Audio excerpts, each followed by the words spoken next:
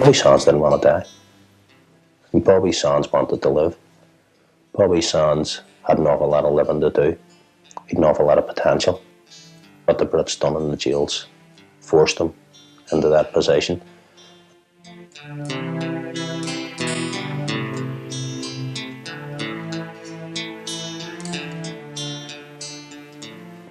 In 1981, 10 men, Irish Republicans, died on hunger strike protest in the H Blocks of Longcash prison in the north of Ireland. This hunger strike was the culmination of 5 years of prison protest and 12 years of civil unrest and guerrilla warfare. Unrest which began with the Campaign for Civil Rights in 1968.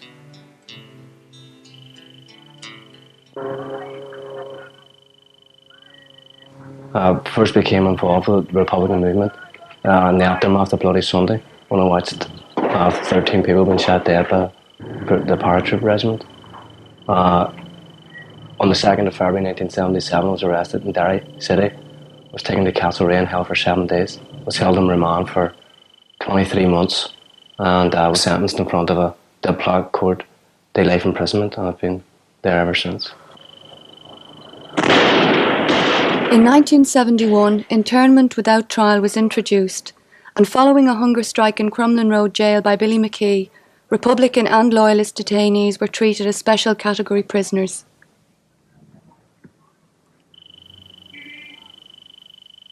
Basically what it was is that we had political segregation. We also had the right to wear our own clothes, and we also refused to participate in prison work. We had a large degree of control over our own lives within the cages. You could put it down to our very lifestyle was a recognition by the British that we were political prisoners. However, in the mid-70s, in an attempt to undermine Republican support, the British government developed new propaganda strategies, including the removal of special category status and the criminalisation of prisoners. There is no such thing as political murder, political bombing, or political violence. There is only criminal murder, criminal bombing, and criminal violence.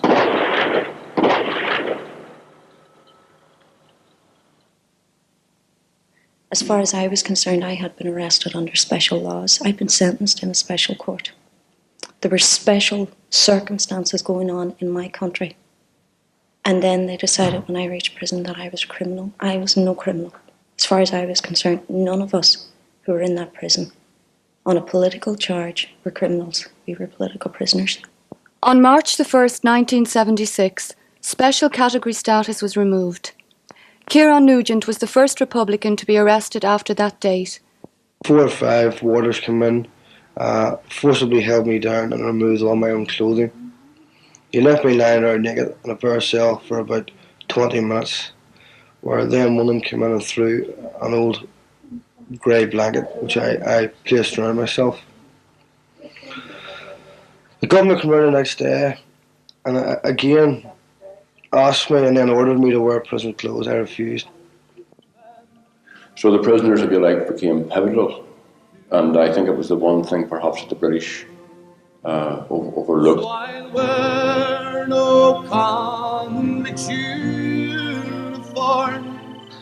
In 1977, I became OC of the Republican prisoners in the cages of Longcash. This entailed myself going out every morning to the governor's office, sitting down, and the governor referring to me as Mr. Hughes or Brenton, and I would go out with a list of problems or arguments that we had between the administration and ourselves, and myself and the adjutant, my next in command, would come with me, and we would sort them out over a table. Often they would offer us coffee, and it was very relaxed sort of position. Because they treated us as prisoners of war, and we treated them as our jailers, and we had to negotiate with them. So in 1977, that was the position I was in. There was something like 500 prisoners in the cages at the time. In January of 1978, the H Blocks had been going for 2 years. And a decision was taken that I would be taken from the cages of Longcash and transferred to the H Blocks of Long Kesh. That morning, I was taken in a van down to H Block 5. I walked in through the reception to the reception area, and I was immediately referred to as Hughes 704. In the H blocks, like I found myself locked up in a cell 24 hours a day, and I had no control at all. I had nothing. You know, I knew that the screws were now in total control of my life, and it depended on their goodwill to allow me even the basics of a day-to-day life, to go to the toilet, to slap out, to brush my cell, to clean my cell. They had total control of that whole aspect of my life. That's Sunday, and it's the only time we seen each other. I walked in till the Mass, where we hold Mass, and I'll never forget it, the impression that it left on me. They had long hair, long beards. No one had shaved their haircuts for 2 years. The eyes were bulging. Right? I don't know why, but everybody's eyes seemed to be sunk or bulging or something. And when I walked in, there was quietness, right? Because I was the only one there without a beard, right? And the only one there who looked healthy, because they all looked very pale and sickish. I knew in my heart that the protest on the outside wasn't taken off. The blanket men had been here for 2 years, and after a few days, you hear the cliches, and in the middle of the night you'd hear somebody shouting out, "Does anybody care? Does anybody know what's going on out there?" My first son was arrested in 1976, early 1976, just when the British government had decided to remove political status. I found this very painful, very difficult, because first of all, they didn't give us any visits or anything, and we were only hearing second-hand information about how badly the young prisoners had been treated at the onset. So I can tell you I didn't feel very good about it. That's when I began to kind of go around people and try and organise, try and make people aware of what was happening in Long Kesh. It was wives and sisters and mothers and friends of prisoners who in Belfast simply said, "We've had enough," and they started on a very ad hoc basis at first, started the relatives action groups and simply standing on the White Line picket, which became synonymous with the RACs later. But basically, women just went out into the middle of the road and said, "My son is not a criminal. My husband is not a criminal. My companion, my brother, my friend, these are not criminals, and we don't accept the criminals. And we're going to stand in the middle of the road and say that they're not criminals." From local beginnings in the 6 counties, the Relatives Action Committees campaigned throughout the 32 counties and abroad, telling the world about the prisoners' plight. I think the main weapon that the jail administration drew upon to break it was brutality. In fact, I think that the blanket protest itself was just one big long catalogue of brutality. On a blanket, we were deprived of all possessions. They introduced a mirror search where people would be asked to squat naked over a mirror. The mirror search existed for the most of the blanket period, and people had to get a mirror search on Sundays, coming and going from Mass, going and coming from a visit, and on a weekly basis as a result of a wing shift. Most of the wings were moved every week for clean and sale purposes. But it was just an excuse to allow sort of physical contact between ourselves and the screws, and that was just a recipe for beatings. The screws themselves being loyalists and whatever, there'd be an element of ill treatment that would come from that alone. They stepped up the harassment on men going back and forward to the showers, to the point where they were actually badly beaten men going back and forward to the shower. So that brought about the no wash. We says, right, we are not washing anymore. We're not coming out to wash because of the hassle, because of the harassment, because of the beatings. And that was the start of the no wash protest. Following on from this, the prisoners were prevented from emptying their chamber pots, and so were forced to smear their excrement on the cell walls, which was the start of the dirty protest. We're political prisoners! We want political status! In Armagh prison, the women were also receiving brutal treatment, including on one occasion beatings during searches by uncontrolled male prison officers. And there was very bad beatings, because what they did, this female screw opened the door, the male screws moved in, they had their shields and their baton, and 2 or 3 of them would jump on one woman. Well, jump the 2 of us, of course, but 3 of them had to hold the one down, spread eagle down in the bed, and they put the shield on top of you, and then they got on top of the shield on top of you and held you down while they dragged the other one out, down the stairs, down the adjudication. So they kept us locked up. We had no toilet facilities in the cell, so we had only chamber pots. We said, you're going to have to let us out, because being so long in a cell, 2 in a cell, only 1 chamber pot, obviously the slaps was going to overflow. They says, no, you're not getting out. We says, we're entitled to our statutory 1 hour. Under the European Court, we're entitled to 1 hour's exercise. They said, okay. They eventually arranged 4 or 5 of us got out to the yard at a time to have exercise, with male screws walking around behind us. We said, right, leave the toilet facilities open, and we'll just go out on our way to the yard. But they wouldn't even allow that. So we'd no other option. When they opened the doors to leave the food in, we just slopped out on the wing. And that's how the no wash began. In July 1978, Cardinal, then Archbishop O'Fee, visited Long Kesh and was appalled at the conditions of the prisoners on the dirty protest. He compared the blocks to the slums of Calcutta. The Cardinal, though, found the men's morale high, maintained through various survival strategies centred around the Irish language.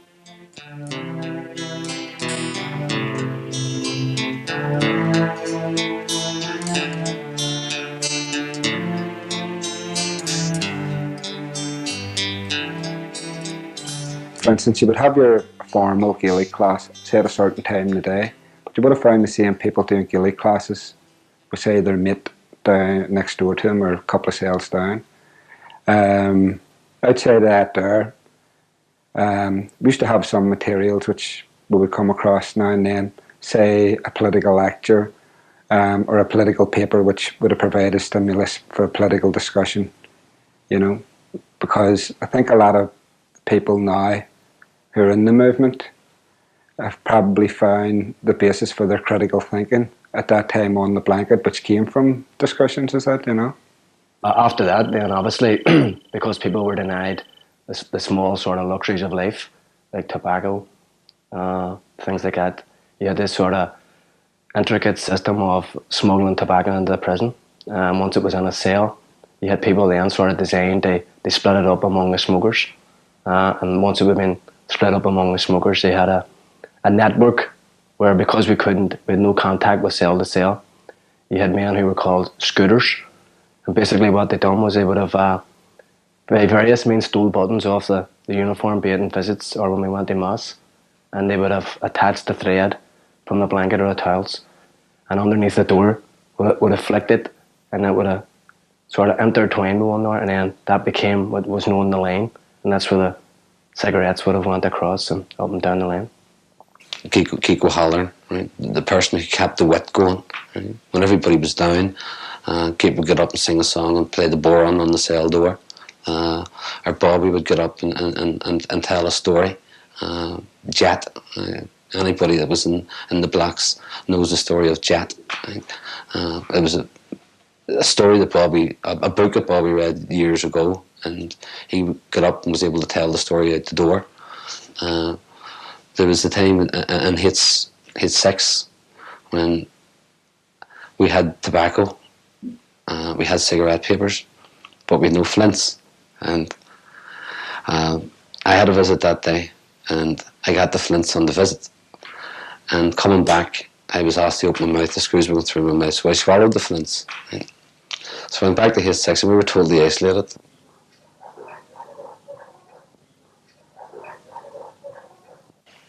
And everybody was down for a smoke. There was just no flints, and I was constipated.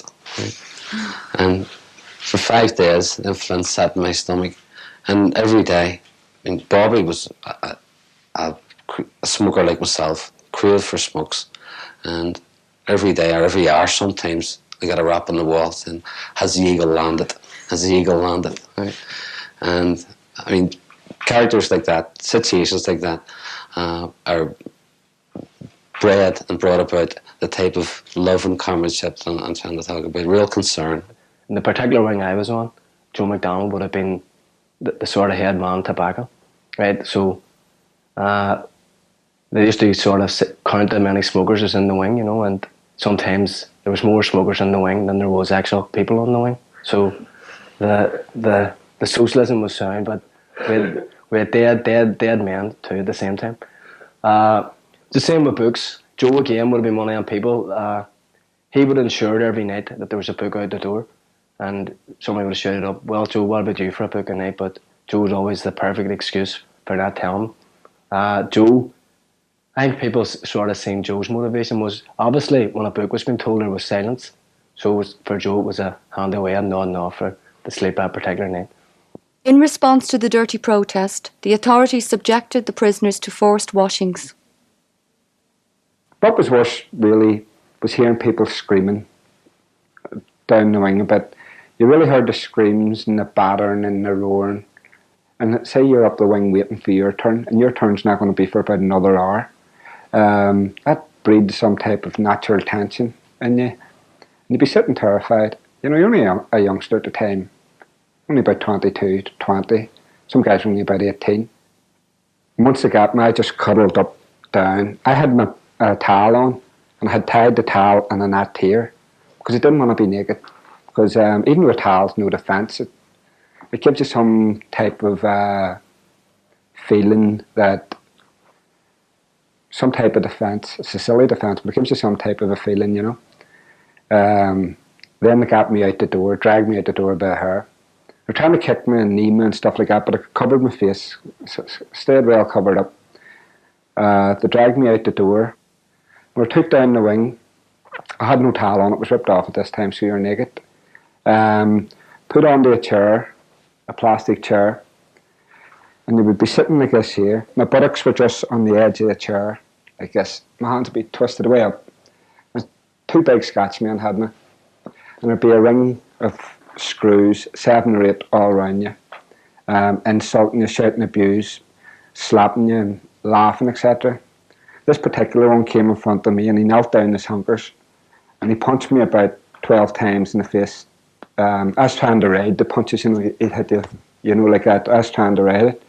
You know, I don't think I really felt them. Probably the adrenaline, you're up to the millions, you know. And while they held me down, the other guy came along to shave the hair off. Then they would grab you, run you down. What happened to me was, again, grab the hands round the back, ram it down towards the wing grills. They're trying to get my head to hit the grills. Sounds ridiculous, that's what they tried to do. Caught me in the shoulder, actually. Ran me over the other wing. Round, threw me into a bath, scalded water in the bath. There was a notorious screw there, he's dead now. The IRA blew him up in a booby trap about 2 years ago. And he was doing the scrubbing. He had a handbrush, and he would scrub you all over the head, the face, the body. You'd lift your testicles up underneath, etc. And then they would drag you out of the bath. When they took me out of the bath, I seen a fella lying on the floor, Benny McElwee from South Derry. Some said his face was all red. You could see a formation of 2 black eyes starting, big red eyes. It must have really gave him a bad day. And he was lying out, he was unconscious, he was just lying out on the ground naked, spread eagle. And they dragged me over where it was a doctor. A real strange scene. You know, a doctor wearing a white coat and a medic and a couple of R screws. And they painted us with some type of disinfectant or something, you know, some type of lotion, painted all over your body.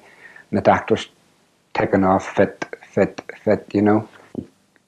I never hated, I don't think I ever hated anybody in my life. Right? But I got to hate the screws in that jail. I didn't get nearly as much beatings or as many of the boys did. But I remember been totally frustrated, very, very angry. That angry that I kicked the cell door, the steel door, kept kicking it and shouting, because I used to listen to the younger prisoners getting beaten and squealing, crying at the top of the wings.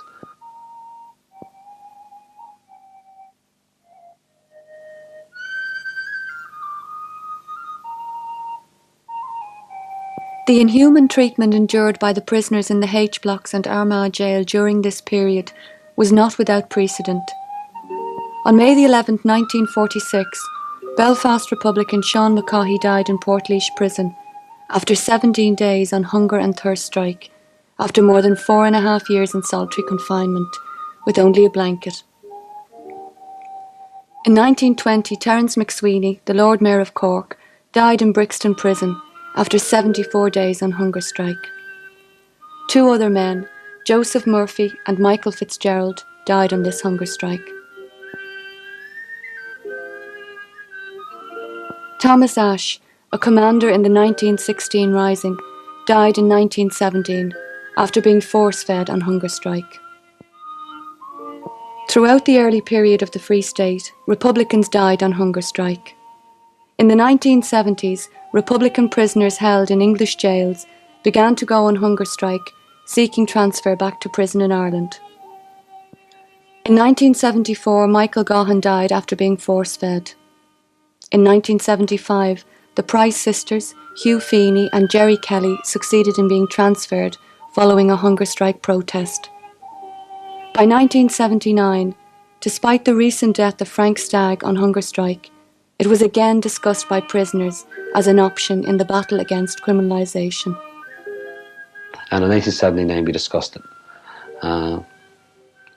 We had come through all that suffering, and I believed it was time to bring it to a head. And through discussions with Bobby and others in H6, I sent a communication to outside informing them that we were planning a hunger strike, the final move. Within days I got a communication back advising me strongly against it and asking me to hold back, to carry on, that give outside a chance to put pressure on, to try and avoid hunger strike. By the end of 1979, the prisoners' supporters formed the National H Block Armagh Committee and stepped up the international campaign on the prisoners' behalf. They formulated the 5 demands to meet the prisoners' call for political status and to attract wide popular support. At the same time, Cardinal O'Fee was involved in a long series of talks with British direct ruler Humphrey Atkins. The Cardinal had visited, I'd met the Cardinal twice during the H Blocks. The first time he came in, I remember talking to him in the cell, and I remember him being very, very touched and involved with what was going on. Or very, maybe touched isn't the right word, he was very emotionally upset by what was going on. So this intermediary was coming up and informing me of the negotiations taking place between Atkins and the Cardinal. And right through that period, the intermediary was very, very hopeful. As support for the blanket men gathered momentum, the National H Block Armagh Committee came under attack from Loyalist and Crown forces. In October 1980, the Atkins-O'Fee talks broke down completely. Danny Morrison brought the news into the jail. I knew right away as soon as I seen Danny, because Danny was totally shattered. Right? He didn't know how to tell me, and I said to him, Danny, what is it? Tell me what the problem is. And he says, the whole thing's fell through. Right? The Brits have just pulled the rug out from under O'Fee. That's what he said. And he just looked at me, gave me a cigar, and said what he's going to do now. And I simply says, we have no alternative. We have to go on hunger strike. We have nothing left. And Danny said to me, are you sure? Right? And I said, Danny, what else can we do? Tell me. And Danny just couldn't say anything. So that's when the decision was taken. Right? Well, that's when I took a decision and informed Danny to go outside and tell the people what our decision was going to be. Well, it's not so. It's not so much where you would believe that you're going to die. It wasn't a decision where you're saying I'm going on this hunger strike and I'm going to die. No, because what you do was you said we have demands, right? Which was the same as what our comrades were enjoying 200 yards away from us. So I think the decision was made that you were going to force a lot of people to make decisions. You're going to make a lot of people who were maybe sitting on the fence talking about solutions and saying them, here is one way now of settling it. On the 27th of October, 7 men began hunger strike. They were Brendan Hughes from Belfast, Leo Green from Lurgan, Tom McFeely from South Derry, Sean McKenna Newry, Thomas McKerney Tyrone, John Nixon Armagh, and Ray McCartney from Derry City. The whole system in Northern Ireland, both special arrest, special court system without jury, has proved to us beyond all doubt that these courts are set up to convict men just to convince people that we are criminals, which we are not. We are a product of the political troubles in Northern Ireland at this moment. On December 1st, they were joined by 3 women in Armagh, Mairead Farrell, Mairead Nugent and Mary Doyle. I personally thought about it, well, we had been talking about it for months beforehand, well before the men embarked on it, and I personally had to take into account my family. I was thinking more of my father, what way, he would be, and it was a very hard decision, and it wasn't took lightly. In fact, it's far worse on your family and friends than it is on yourself, because you feel that they're going through a lot more than what you are. And it was a hard decision to make. During the hunger strike, there were massive demonstrations at home and abroad in support of the prisoners. Meanwhile, negotiations, both secret and public, were taking place with the British authorities. And by mid-December, with Sean McKenna on the verge of death, the British government presented a document to the prisoners. The movement on the outside were in contact with the Brits, and an intermediary came in to see the hunger strikers on the last day of it. I think he'd been in previously as well.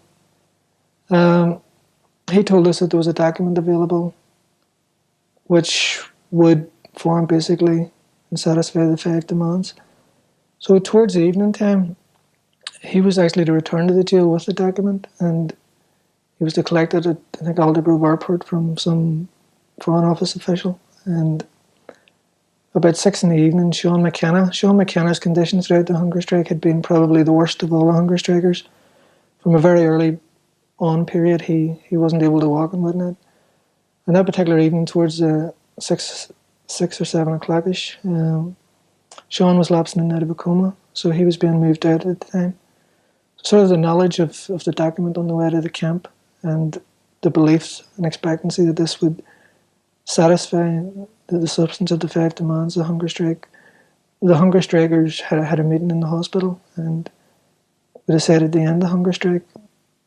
Bobby Sands, the officer commanding the Republican prisoners in the H blocks, was taken by the prison staff to each block to inform the officers commanding in each block that the hunger strike had ended, and it had ended on the basis of a document that had been presented by the British government to the hunger strikers, that within that document there was the core of a settlement.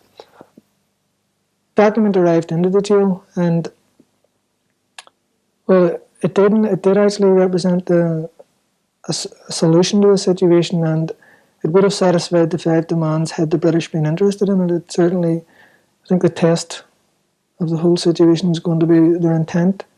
When Bobby came back, he spoke out the door to all the lads, telling them the crack that the Brits had agreed a process which could provide a solution. He had said that the end of the first hunger strike had provided an opportunity for the British to settle, that they had provided the basis of a solution, but that would depend on how they implemented it.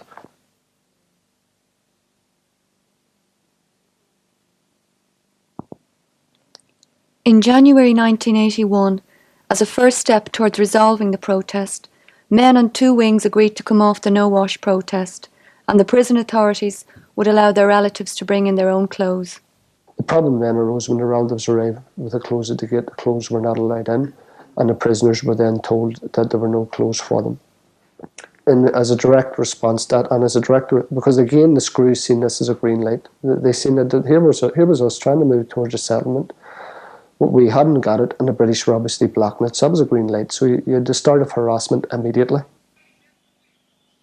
All attempts by the prisoners to resolve the issue came to nothing. The Northern Ireland office and the prison authorities refused to make any concessions.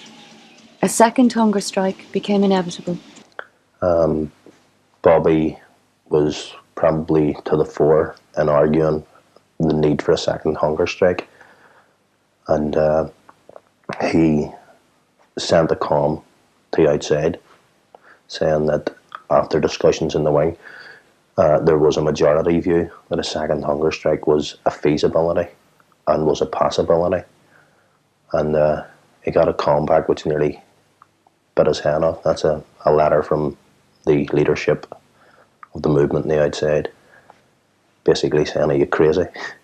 There's no way that you are going on hunger strike. We're just out of a hunger strike. There must be somebody in there that's not thinking straight." The first hunger strike had burnt the people out. They had burnt out our resources, spiritually, physically, etc. And some people felt you couldn't really put the people through the same grind again. It would be too much. But at the same time, we had a dilemma. And the dilemma was nothing had changed. Absolutely nothing had changed. Criminalisation policy was still going ahead. You had to wear a prison uniform, do prison work, etc. So the very fundamentals of criminalisation still existed. Bobby was fairly clear in his arguments. He stated that the prison would be turned into a breaker's yard for Republican activists, that the British would process people through Castlereagh, through the Diplock courts, into the H blocks, and would grind them down, would demoralise them and attempt to break the prisoners, and through breaking the prisoners, break the community and break the will to resist. And he was adamant that that wasn't going to happen. 27-year-old Bobby Sands from Belfast began the hunger strike on March the 1st, 1981. Sands, a prolific writer, recorded his experiences in prison and on hunger strike in his poems, stories, and in his diary. In the following 3 weeks, he was joined by 3 men. Francis Hughes from South Derry, once described as the most wanted man in the north after a series of daring military operations. Raymond McCreesh from South Armagh, remembered by his friends for his good humour and determination. And Patsy O'Hara, a member of the INLA from Derry City, who at 23 was the youngest hunger striker. Bobby Sands celebrated his birthday on the 9th of March. Bobby's birthday came in the first 2 weeks of his hunger strike, and he was up at the door that night, best of crack. We got Big Tom McElwee, couldn't sing. Big Tom hated singing. So he got up onto the 2 lids of the chamber pots, put them at the door, and tap danced. He had Bobby up singing, back up doing as usual, singing the rest of the night away when everybody had finished. So it was that kind of crack, and everybody just wishing him a happy birthday. And probably sounds a wee bit odd to people in the middle of all that, you're having a party, but it was a party. It was good crack. The campaign was given an unexpected boost with the unfortunate death of Frank Maguire, the MP for Fermanagh South Tyrone, a long-time supporter of the prisoners. The H Block Armagh Committee felt a candidate standing for the prisoners should contest the by-election, and Bernadette McAlliskey put her name forward, as did Noel Maguire, the late MP's brother. Republicans were also considering that Sands himself should run. McAlliskey and Maguire stood down, to allow Sands a free run. Austin Curry then put his tuppence in the ring, declaring that if the field was cleared, Curry would put his papers in. As it happened, it all worked out all right, but it was like something out of high noon in Dungannon that morning. As far as I understand it, Jerry Adams was in the chapel. Whether he was in the confessional or not, I don't know. But Jerry Adams was in the chapel to the left of the electoral office as you come out of it, waiting to get in and get the papers out if they had to come out. And a number of people stationed along the road watching to see if Austin Curry had come to put his papers in. And I think that there were a number of other people, quite independent of the Republican movement or anybody else for that matter, that if Austin Curry had gone up the steps, somebody would have broken his legs. Some non-violent, non-Republican person would, rather than have let him up those steps, some Tyrone person would have broken his 2 legs. As it turned out, Bobby Sands was the unopposed nationalist candidate. For each candidate at the election was as follows: Sands, Bobby, anti-H Block, Armagh, political prisoner, 30,492. Bobby's election gave all of us the boost that not only was it the prisoners against the British government, that here was a sign that nationalists in Ireland were clearly on the side of the prisoners, that there was that we were political prisoners. There was no argument over it anymore. The argument was then over what conditions we would live under. And I think when the British reaction to Bobby's election was simply to bring in legislation preventing the next prisoner from standing, we knew that what they were going to do was allow Bobby Sands to die and then make sure that we couldn't stand another prisoner in his place. During the hunger strike, there were visits by individuals and delegations supposedly attempting to resolve the dispute. One such visit was from the papal envoy, John McGee. I do not plan to return today. I was quite prepared to see the kind of intervention by the Pope as one thing and one thing only. It was meant to send in some high-ranking person to bring that kind of moral authority to bear and kind of psychological pressure to bear to get the men to stop their hunger strike. I couldn't see it as anything else, and it was a purely political exercise. On March 23rd, Bobby Sands was removed to the prison hospital.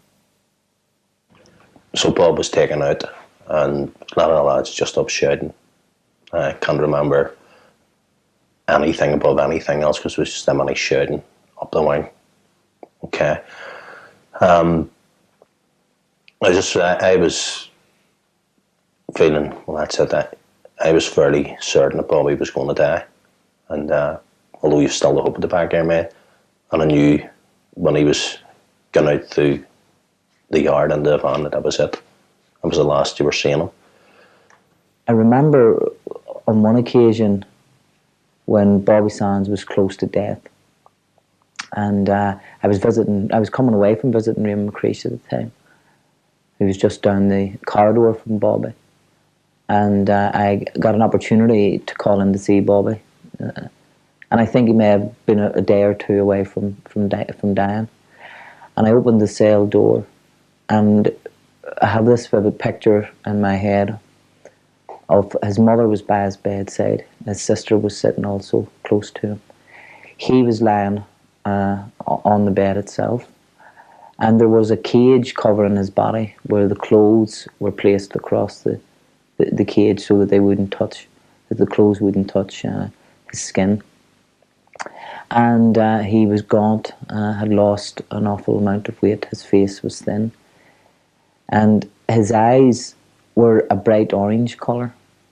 And he detected some movement in the cell, and he looked towards it, and he said, "Is that you, Jim?" And I said, "It is, Bobby." He says, he stretched out his hand, and he said, "I'm blind, or I'm almost blind. But tell the lads I was asking, and that I'm going to see this thing through. I'm hanging on in." It's hard to describe. You're waiting, you know what's going to happen. Bobby Sands was always going to die. All the blanket men knew it. And the point about it was he was dying for you. You know, there was a great battle going on. There was a great battle against the Brits going on. Great battle for our ultimate objectives going on. Bobby Sands knew them. He knew better than most of us. And he could articulate them better than most of us. But the bottom line, to a lot of us at that time too, was Bobby Sands wasn't only dying for the future of the country, but he's also dying for them as individually, because we were caught up in a Pacific situation. And it was like your brother dying, just like one of your own family, because that's what the blanket had become at that time. On the 5th of May, after 66 days on hunger strike, Bobby Sands MP was the first hunger striker to die. His death was met with widespread sadness, anger and protest. Over 100,000 people attended his funeral. And build a movement strong with bullet box and army light and with music and song. He was a poet and a soldier. He died courageously and be given 3,000 words of mine.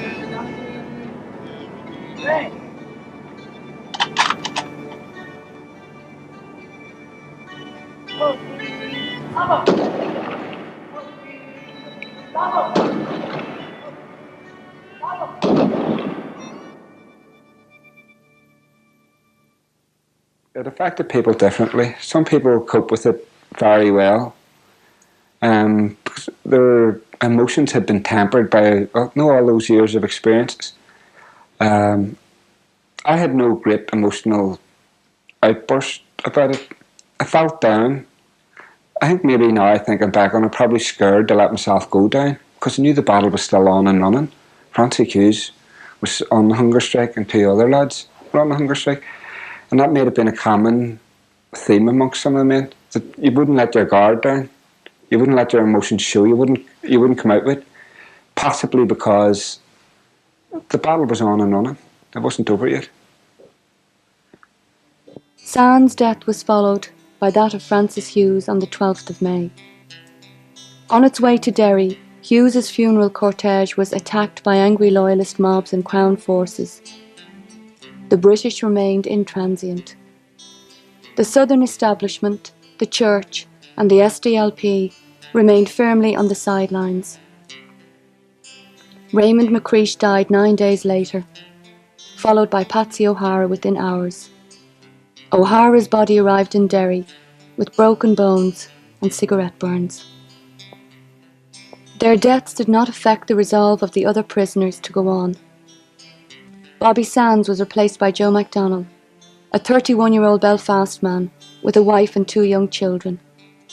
The other 3 were replaced by Kieran Doherty from Belfast, Kevin Lynch, an INLA volunteer from North Derry, and Martin Herson, who came from a farming family from Capel, County Tyrone.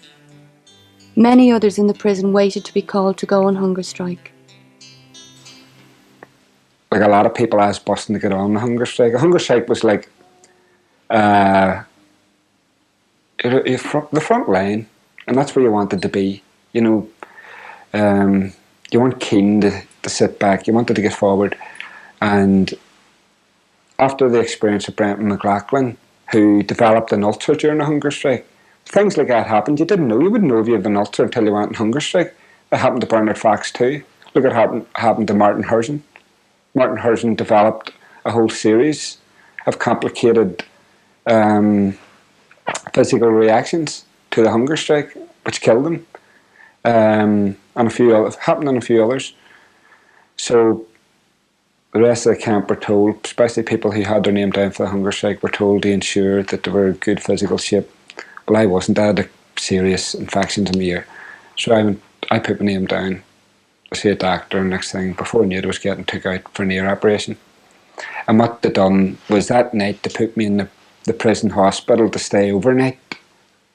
And And I was up to all sorts of wee schemes to get out of the prison ward, the cell, to get up in the association, because new hunger strikers had been there, and but the screws wouldn't work. And about 8 o'clock or so, just before lock-up, I was just lying in the bed, and a massive big thump on the door, and I shit myself, jumped up. Joe McDowell, Morris Scraw, raking about. Joe was at the door, and they were yelling me over, and I goes over to the door, and Joe was there, Kevin Lynch was there, Barabbas. I knew Barabbas well, I knew Kevin well, because I didn't know him before the blanket, right? But when I first went on the blanket, he was next door, and we used to talk at the pipe a lot, you know, and he was a bit of a character. And they're standing there, and they're saying things to you like, we'll get you some fags down, you want some fags down? Or Joe McDowell, I remember Joe McDowell saying to me, Joe's a schemer, everybody knows what Joe's like, you know, he's an ordinary bloke, but of a schemer, you know. Joe saying to me, Pickles, there's milk and cheese in the fridge. This is a hunger striker. There's milk and cheese in the fridge. You know, make sure you get up there and get some out there, you know. What do you say, you know? How do you respond to that there, to a guy who's on hunger strike? I'm busting for the milk and cheese, but at the same time, they're not all that busting. They sort of temper any hunger that's in you. And all the time, Big Dak was standing behind them, you know, leaning against the wall, and he's just watching me, you know. One of the things I remember about Big Dak, which tells a lot about him, I remember Gary Roberts telling me, Gary Roberts was a young fella in the blanket, and I remember Gary Roberts telling me after the blanket, when we were talking one time, that he used to love to go over to Big Dak during Mass and Sunday, on the blanket. Gary's in another wing, and just to talk to Big Dak, for Big Dak to turn around and say to him something like, don't let them bastards annoy you, or just something like that. Even though the whole canteen would have said it, tell you, would I give you something? When Dak said it, tell you it meant millions. Because he represented everything which was resistance against the regime. And a whole lot of guys looked up to him, but they also knew the screws, etc., were scared of him, physically scared of him. And that gave him a wee boost inside. And because he was a silent type, it seemed to add something special to his character, you know.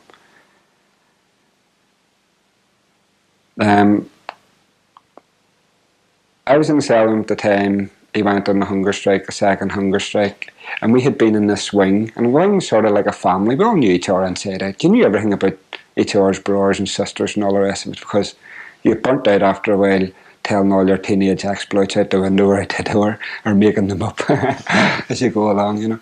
But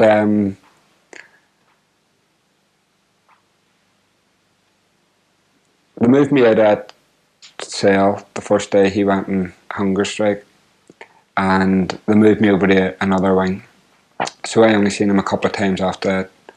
And one of the times, the last time I seen him, I didn't really know what to say to him.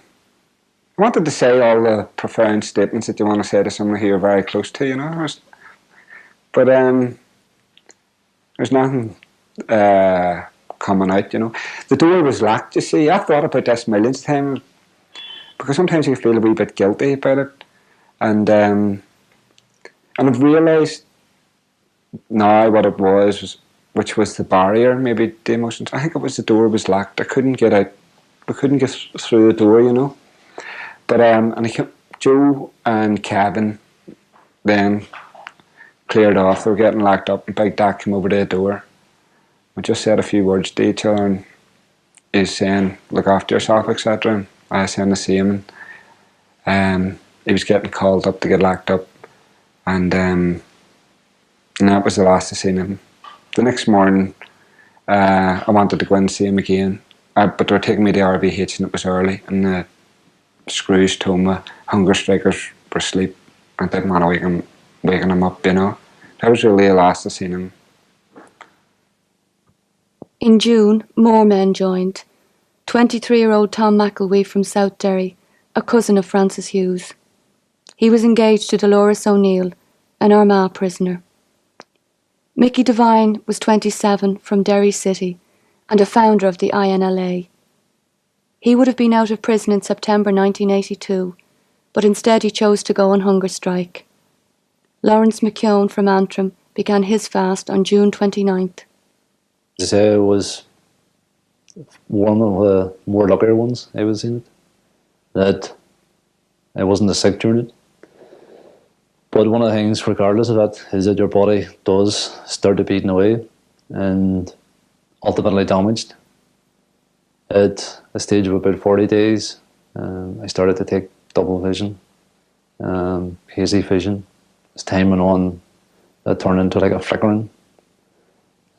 Sight became very difficult. In the very latter stages, we're going to over 60 days.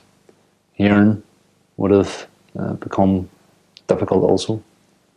There's also the thing of not being able to tolerate loud noise or bright lights. And I think part of that's just the general state of the body, wanting just to be at rest with itself. I was on it 70 days on the hunger strike. At the end of it, my eyesight was very bad. I now have what's called nystagmus, which is involuntary twitching of the eyeball. It would have been particularly bad just at the end of it, to the extent that I couldn't see someone or I couldn't distinguish their features only a few foot away. And since then, I suppose it's been a battle to regain most of that health.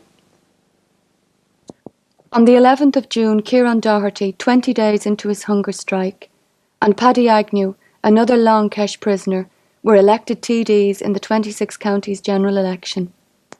All the other H Block candidates polled well, showing the mounting concern and support of the people of the 26 counties. With Joe MacDonald entering the dangerous stage of his hunger strike, another delegation, the Irish Commission for Justice and Peace, a Southern Irish group of priests and politicians, began to try to negotiate with the prisoners. They had no power to formulate a solution. While this delegation toed and froed from the prisoners and the Northern Ireland office, a more serious attempt to resolve the strike was going on in secret.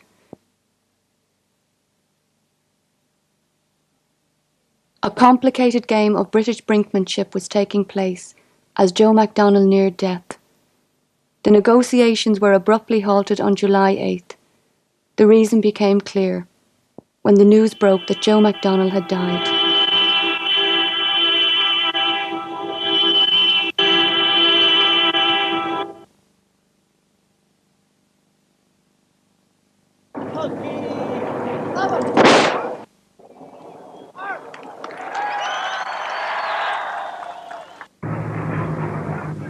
Joe MacDonald's funeral was attacked by British forces trying to capture the IRA Colour Party. Hundreds of plastic bullets were fired, injuring many people, some critically. Throughout the hunger strike, campaigners and protesters had come under sustained attack. Members of the National H Block Armagh Committee, Miriam Daly, John Turnley, Noel Little, Ronnie Bunting, were murdered by loyalist paramilitaries. Bernadette McCalliskey and her husband narrowly escaped death after an assassination attempt. Plastic bullets were the main weapon of terror. In 1981, 16,000 bullets were fired, more than the total for the previous 7 years. Hundreds were injured and scarred. Many children were killed. Martin Herson died agonisingly on July 8th. Huge protests in Dublin after his death ended in riot scenes never seen on that scale in the South. During the hunger strikes, the Irish government had made little attempt to confront the British government, despite the calls by the people. The unrest of this period seriously threatened the stability of the 26 counties, and for the first time since Bloody Sunday, forced Southerners to face the problem of the partitioned state.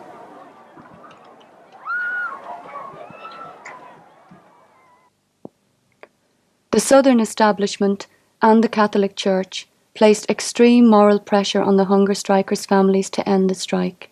Father Fall had a meeting with their relatives and sought a meeting with me, which I did. And they explained, in fact, that I couldn't end the hunger strike. But then on reflection, after the meeting was over, I said to myself, well, Father Paul's going to continue to run with this. And I think that it would be useful that we do go along and see the prisoners and explain the situation to them in a way which satisfies the families and gets rid of this piece of propaganda. The prisoners were told tonight, very clearly, very clinically, and in a very, what I've called a very hard fashion, that they decide what they're going to do and we support them. But we told them very basically that the people who we were talking to, the people in the room, could all be dead. And they said, so be it. The Kieran Doherty and Kevin Lynch were both very, very close to death. And what we knew from past experience was that British brinkmanship would immediately come into play in that situation. So what we done, the two lads who had been fairly ill and had not actually been physically throughout most of the meeting with Jerry, I think they had been there initially, one of them had been there initially, but it had become so tired that they couldn't sort of survive the whole meeting. We asked that they actually be asked the question straight, because they were the two people right at the front line, outside of the absence of everybody else, that they as individuals be asked whether they considered that was the point to end. And both of them had actually said, like, you know the situation, we've been through it before. If we end it now, then we allow the British to play the game that played all along. Kevin Lynch became the 7th hunger striker to die on August 1st, followed the next day by Kieran Doherty.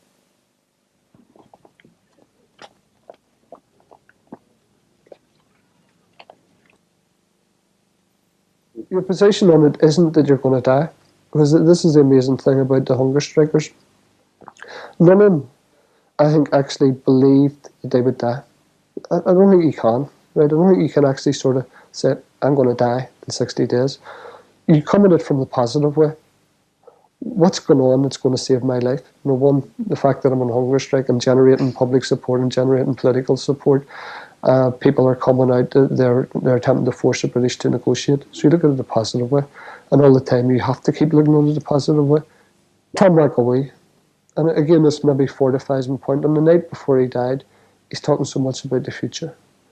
It's depressing, certainly looking back. It wasn't depressing at the time. You know, he's talking, here's a guy which, maybe he's going to die tomorrow, maybe he isn't, maybe he's going to live another week or so, or maybe there's going to be a solution, he's not going to die at all. But here's a guy who just sort of, you know, isn't so much pondering on it. He's talking about getting married to his girlfriend when he gets out. He's talking about sort of settling down South Derry, talking about that he would have loved to have been a rally driver, only lost one eye. And he's having a visit with his girlfriend the next day, or he's having a visit with his brother, he had a visit with his girlfriend that day. And he's talking, you know, his mind is just sort of so filled with the future.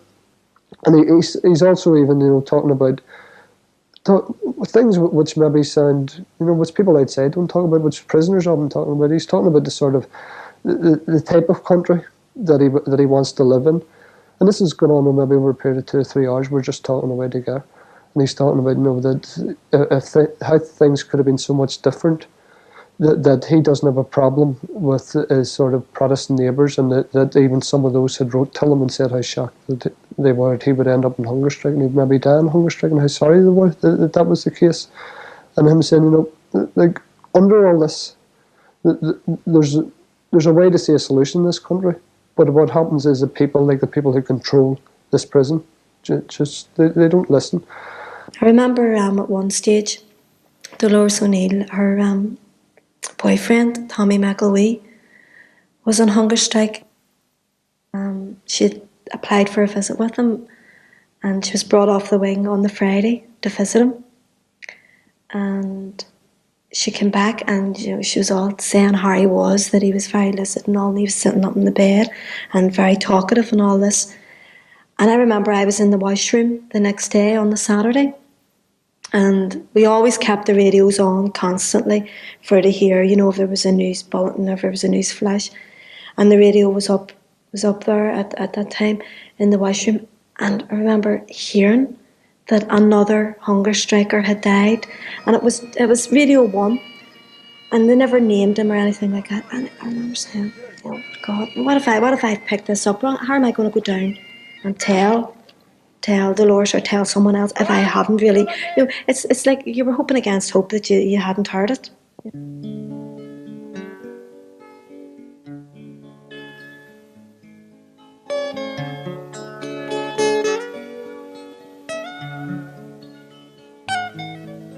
When apples still grow in November, when blossoms still bloom on each tree, when leaves are still green in December,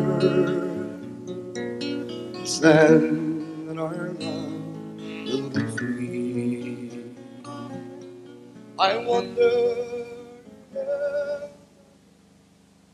The same with Mickey Devine. Talking to him again, and it was very difficult talking, because when you're on hunger strike, from around the period of maybe the mid-30s to mid-40 days, you go into a sort of a stage of sickness where you're told that you should drink about around a pint of water, around 4 pints of water a day for to sort of keep your blood purified and whatever. But you go into this period where no matter what you drink, it's just you're vomiting it up again, and all the impurities in your body are beginning to build up. So your eyesight, you lost your eyesight, you lost your hearing, you lost your speech. I remember having one, and it probably only lasted a half an hour, but now looking back, it seemed to have lasted hours. One conversation with Mickey Devine, and again him being very much looking till the future, looking till talking revolution, and you're saying looking back now, you're saying like. How did that happen? And then throwing in with talking revolution, you're talking about, wouldn't it be brilliant to go and get a pint here? That you're actually sort of you're living right up till the very last moment in life, and it's something it has struck me with them all, because at different times these were very special people. There were people who would actually die, but at times it was so ordinary. Mickey Devine was the 10th and last hunger striker to die.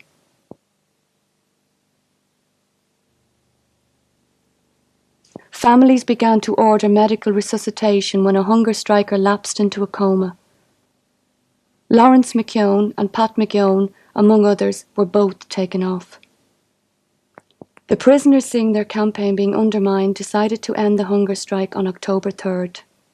They had lost 10 comrades, but they knew that the conditions in the jails would never return to the brutality of before, and that they had won their 5 demands.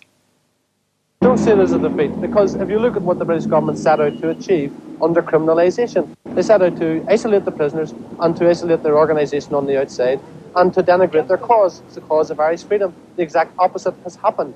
As a result of the heroic sacrifice of 10 prisoners, the world knows about Ireland, and the prisoners have an international recognition of her political status.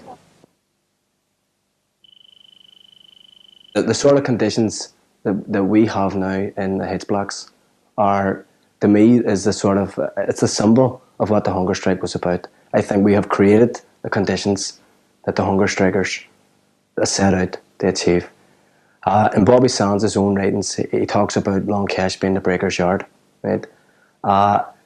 So therefore, that to me that is the sort of primary task of imprisonment for Republicans, no matter where they are, is never to allow imprisonment to become a breaker's yard. I think we have achieved that. Now, recently, there was an article released, and one of the boys in the blocks talked about not only have we smashed the breaker's yard, but they talk about the H blocks being the building site. So as in the future, we hope to put out more politicised people out on the streets. So yes, we have achieved them 5 demands. And at the end of the day, I think everybody will accept that the H blocks is a political prison. Well, I think it was a watershed, as I've said. All of, whether we support them or oppose them, all of the major shifts in British policy arise from the hunger strike, the Hillsborough Treaty, which was, while it wasn't a shift in intent, it was certainly a shift in strategy. In the Irish domestic scene, the New Ireland Forum, the fright which the Irish establishment got, and all of that arise directly from the hunger strikes. I think that when the struggle's over, when the struggle's finished, that the hunger strike will be viewed as the high point, as a high point, significant turning point of the struggle. Always reminds me of Nelson Mandela's statement about presupposing that the oppressor has a conscience. I think the hunger strike taught us that our oppressor has none. No conscience, no heart, no pity, nothing. There wasn't only hunger strikers. Hunger strikers didn't occur, in isolation to events around them. It was also the people in the streets, just the ordinary people who weren't even members of the movement, the wee part that they played. All that combined beat the criminalisation policy. Probably a lesson in tactical manoeuvring for any organisation. Don't ever go on any elitist one organisational show, but involve the people in it. And that's what happened when we expanded during the hunger strikes, and the people came in. The people took a leadership of the issue. That there, with the sharp end of the hunger strikes, which was what defeated the criminalisation policy. Doesn't seem quite so long ago, the last time that I saw you. Ain't it funny how the memories grow? It seems they always fold around you. They tried to break you in a living hell, but they couldn't find a way.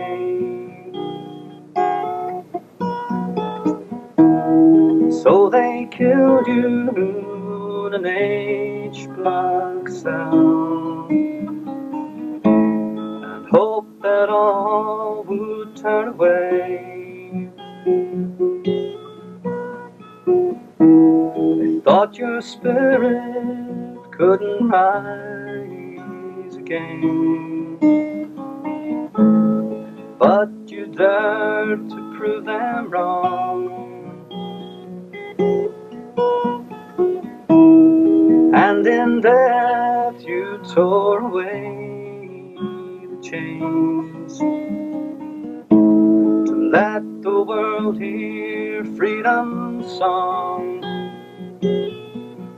Yet the heartache and pain linger on. They're still here, though it's 10 years since you've gone.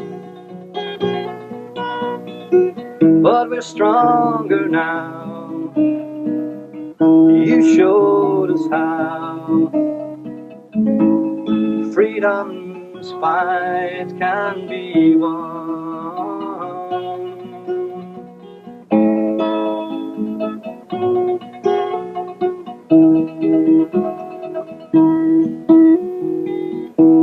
I wish there was an easy road to choose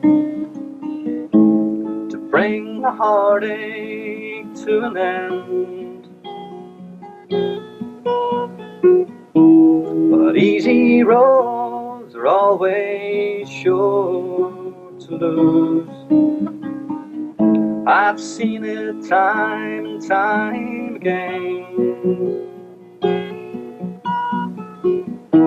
If you could stand by me like yesterday, I'd find the strength to carry on.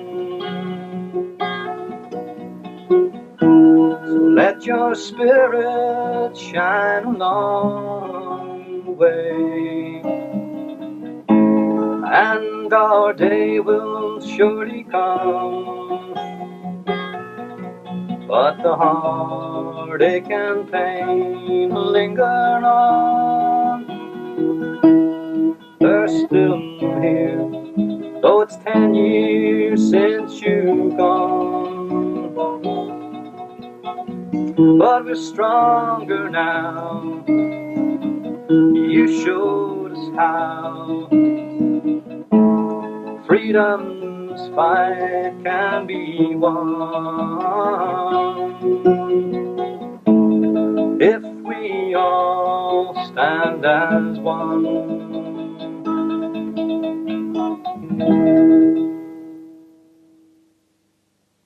But what they didn't understand was the history of Republican prison experience and the very people they sought to criminalise would in fact in the end criminalise them.